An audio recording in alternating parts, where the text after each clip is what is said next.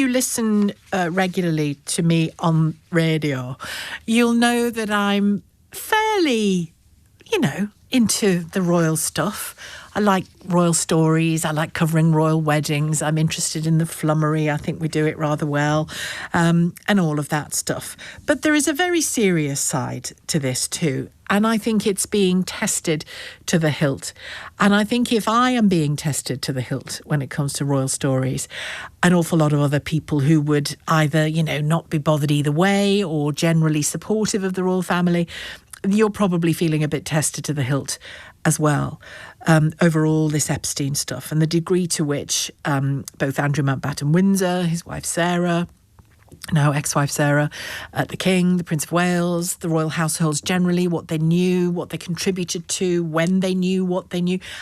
I think we need to know, and we certainly need to know more. And I certainly think that the documentation relating to Andrew's time as a trade envoy should not be locked up safe and sound for 30 years in the National Records Office. It should be made available in the appropriate way. It should be made available to those investigating these events, probably police.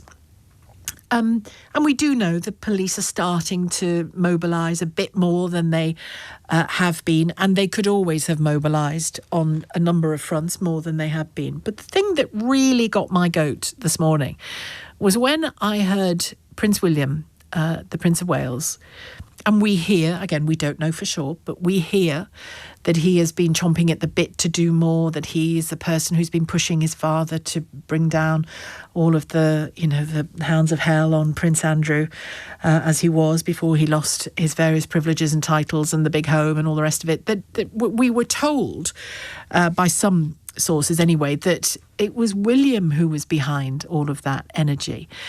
And yet this morning I wake up to see the Prince of Wales on BBC Radio 1's programme called Life Hacks. Could you believe it, when you think about the particular life stories of the women and the girls in the Epstein saga? Life Hacks is the name of the programme. He was discussing not them, but himself.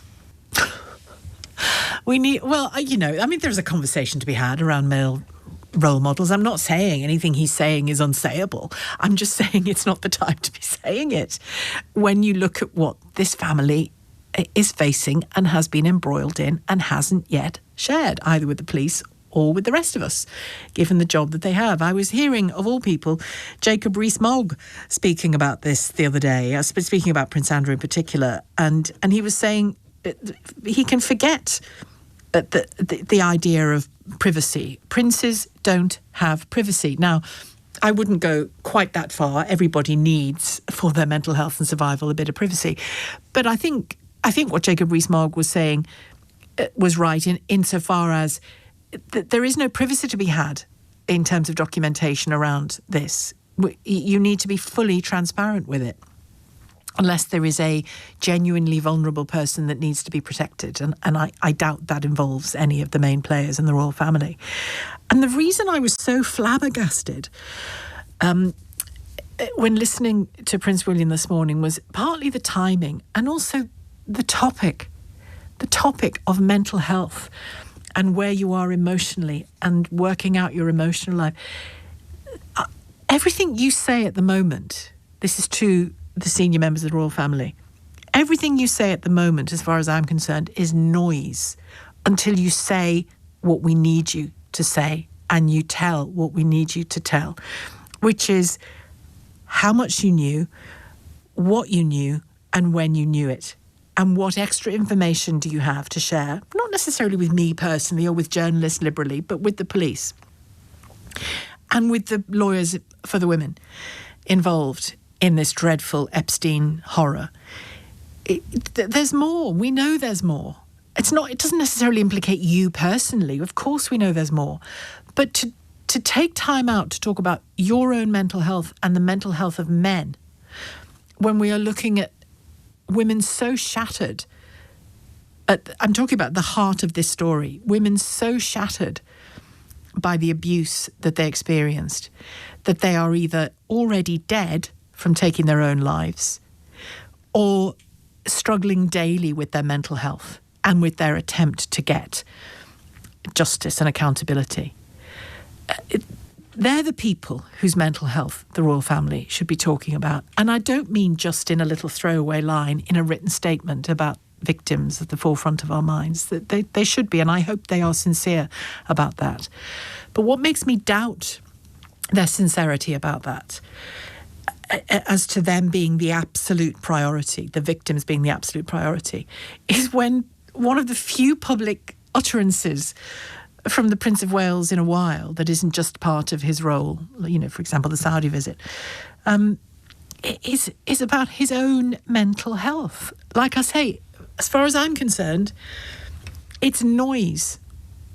What you say, particularly about mental health and emotional well-being, is noise until you tell the police and others what you knew about Andrew's activities and alleged activities. And I say some are alleged and some are clearly there for all to see on paper. His alleged activities and his activities, and the degree to which the royal family knew about them and worked towards protecting him from the consequences of them. Because I'll tell you what shatters the mental health of victims, whether they're female or male. What shatters their mental health is when the world around them, which might be two people, it might be their family, it might be their schoolmates, it might be their colleagues, it might be, in the case of Virginia Giuffre, the entire world. What happens to victims of abuse and victims of crime when people fail to acknowledge that it has happened, or worse still, try to cover it up, is their mental health collapses. That's what happens. And here we have, I can't believe the press person for the Prince would be foolish enough to let him do this, if that's how it works. Why would you? I know, in the midst of all this stuff about Epstein and the victims of his crimes and the crimes of other men, and one woman has been jailed for this, Ghislaine Maxwell, whose bright idea was it to put the Prince of Wales on national radio to talk about himself and his mental health? I cannot get past that. I know. Go on the radio and talk about, let's see, victims of abuse, no. Virginia Giuffre, no. What the royal family knew about Andrew's activities and alleged activities, no. What should you talk about? Oh, I know. You. And whether you're okay and how you stay okay. Again, I try not to be inhuman towards people. They're human beings. They may be royal, they may have huge privilege and wealth, but they are human beings. But it is an act of folly to do what he did today, in my view. An act of absolute folly. And it looks, what's the most generous thing I can say about it? It looks clumsy at best. And it looks heartless and very out of touch at worst. And I say this as somebody who over the years, I began by saying my interest in royal matters journalistically, and sometimes just, because it's a pretty wedding dress and all that. I say this as somebody who, ever since they lost their mother as teenagers, just horrendous events that those boys grew up with, horrendous loss and horrendous events around them and intrusions into their privacy the whole time. They've told us about it. Harry's told us about it as well. I've had huge sympathy for both of them. And it's kind of in a silly Mrs. Brady old lady way. It's why I was so delighted to cover their weddings and to see that they had found great happiness and all the rest of it, because we all saw, those of us of a certain age all saw how horrendous it was for them. But back to the present day, they're grown men. He's a grown man. And I don't just focus on the Prince of Wales here. I focus on the King as well and Queen Camilla. These statements about caring for victims, very welcome indeed. I hope they're genuine. I hope they're sincere. And on the basis of that conversation today about his mental health, his well-being, I just think it's an absolute clanger. On the day we discover that 7 forces are now assessing evidence in the Epstein files as part of a nationwide investigation coordinated by a team of British police chiefs. Finally, they're getting down to it. Checks about the flights into Stansted Airport, those before and those after Epstein's convictions in 2008. They include up to 90 flights into the private terminal by the jet owned by Andrew Windsor's pal, Jeffrey Epstein. Of those, 15 were after the convictions in 2008 for soliciting a child for prostitution, a minor, as they called it, for prostitution, but it's a child. Essex police are now examining flight logs and emails. But I'm sure in all of the information that you want to find out about that story, I'm sure how the Prince of Wales is doing is right up there on the list, isn't it?